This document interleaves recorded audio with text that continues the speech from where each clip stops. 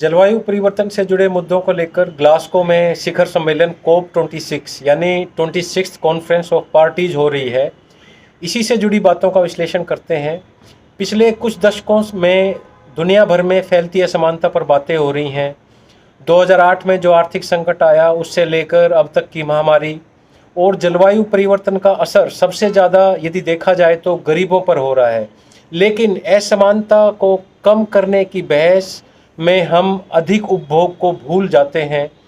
आपका हर एक ज़रूरत से ज़्यादा इस्तेमाल इस ओर इशारा करता है कि कोई व्यक्ति कहीं से अपना हिस्सा छोड़ रहा है यदि आप ज़रूरत से अधिक इस्तेमाल किसी चीज़ को कर रहे हो तो। इसलिए कार्बन फुटप्रिंट के मामले में भी असमानता है। कार्बन फुटप्रिंट का अर्थ है किसी एक व्यक्ति, संस्था या प्रोडक्ट द्वारा किया गया कुल कार्बन उत्सर्जन। यह उत्सर्जन कार्बन डाइऑक्साइड या ग्रीन हाउस गैसों के रूप में होता है और दुनिया के जलवायु परिवर्तन से निपटने की कोशिशों के लिए यह एक तरह का खतरा है। इससे जुड़े आंकड़े चौंकाने वाले हैं। यदि हम आंकड़ों को देखें तो 2020 की ऑक्सफैम और स्टॉकहोम जो एनवायरमेंटल इंस्टीट्यूट है उसकी एक रिपोर्ट आई थी। उसके अनुसार 2015 में दुनिया भर के आधे ग्रीन हाउस गैसों के उत्सर्जन के लिए 10% सबसे अमीर लोग जिम्मेदार थे। सबसे ऊपर के 1% अमीर 15% उत्सर्जन के लिए जिम्मेदार थे। ये सबसे गरीब 50% लोगों के उत्सर्जन का 2 गुना है। सबसे जो गरीब 50% लोग हैं उन्होंने मात्र 7% उत्सर्जन किया। भारत ने कोप 26 जो है उसमें कहा है कि वह 2070 तक कार्बन उत्सर्जन को नेट जीरो करने के लक्ष्य को हासिल कर लेगा। इस संकल्प को एक तरीके से बहुत बड़ा माना जा रहा है, एक बड़ी बात माना जा रहा है, क्योंकि भारत ने पहली बार नेट जीरो के लक्ष्य को लेकर कोई निश्चित बात की है। हालांकि ग्लासगो में जलवायु परिवर्तन पर शिखर सम्मेलन में देशों से अपेक्षा तो यह की जा रही थी कि इस लक्ष्य को 2050 तक पूरा कर लिया जाएगा। नेट जीरो का मतलब क्या होता है, यदि इसके बारे में हम बात करें तो नेट जीरो का मतलब होता है कार्बन डाइऑक्साइड के उत्सर्जन को पूरी तरह से ख़त्म कर देना, जिससे कि धरती के वायुमंडल को गर्म करने वाली ग्रीन हाउस गैसों में किसी तरह की कोई वृद्धि न हो पाए।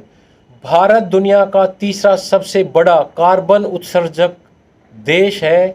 जो कार्बन एमिशन होता है उसमें भारत का तीसरा नंबर आता है। पहले नंबर पर चीन है, फिर अमेरिका। यदि अमेरिका के साथ हम यूरोपीय संघ को भी साथ ले लें तो उसके बाद भारत की गिनती होती है। लेकिन जनसंख्या के हिसाब से भारत का प्रति व्यक्ति उत्सर्जन दुनिया के अमीर देशों के मुकाबले काफ़ी कम है।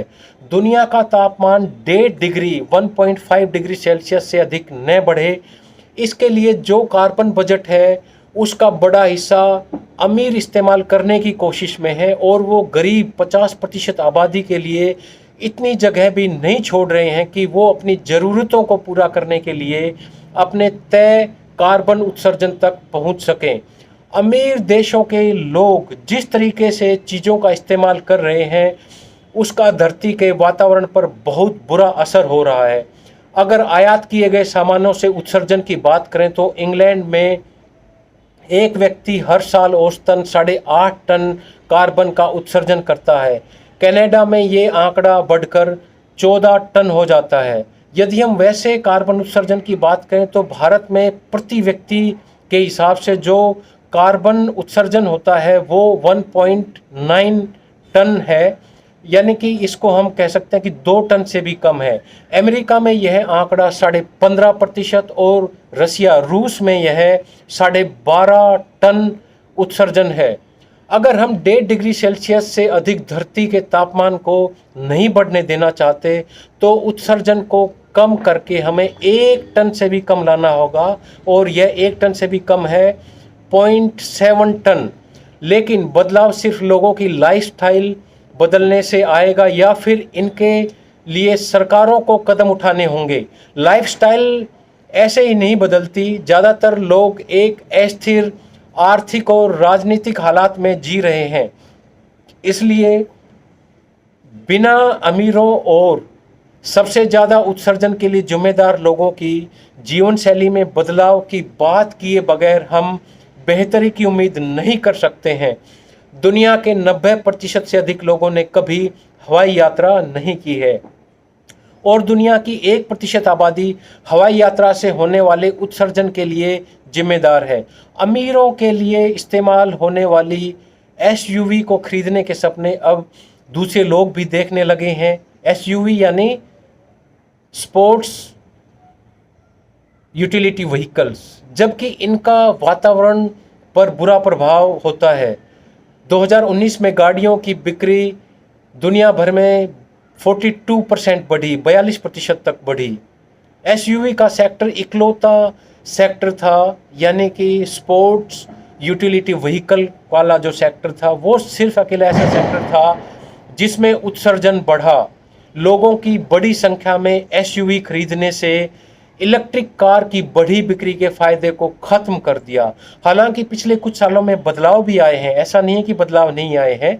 स्वीडन में फ्लैग स्केम, यानी कि स्वीडिश भाषा में यदि इसका हम अर्थ निकालें तो होता है हवाई यात्रा में शर्म। फ्लैग स्केम का कंसेप्ट भी आया है पिछले कुछ समय में स्वीडन से खास तौर पर, जो कि लोगों को यह तय करने के लिए कहता है कि उन्हें कितनी हवाई यात्रा करनी चाहिए। जिस तेजी से जलवायु परिवर्तन के कारण बदलाव आ रहे हैं, सरकारों को बुनियादी ढांचे को सुधारने पर ध्यान देना चाहिए। इसका मतलब है कि नीति में सतत विकास, सस्टेनेबल डेवलपमेंट की बात होनी चाहिए, बेहतर पब्लिक ट्रांसपोर्ट होने चाहिए, कोयले पर निर्भरता को कम करना होगा, ईंधन से, फ्यूल से चलने वाली जो गाड़ियां हैं उनको हटाना होगा और ऐसे ही अनेकों कदम सरकारों को उठाने होंगे। हमें इस बात को समझना होगा कि व्यक्तिगत तौर पर उठाए गए कदमों से बहुत मदद नहीं मिलेगी, इसलिए हम सभी को एक कार्यकर्ता की तरह काम करना होगा जिससे जलवायु परिवर्तन के खतरे से निपटा जा सके।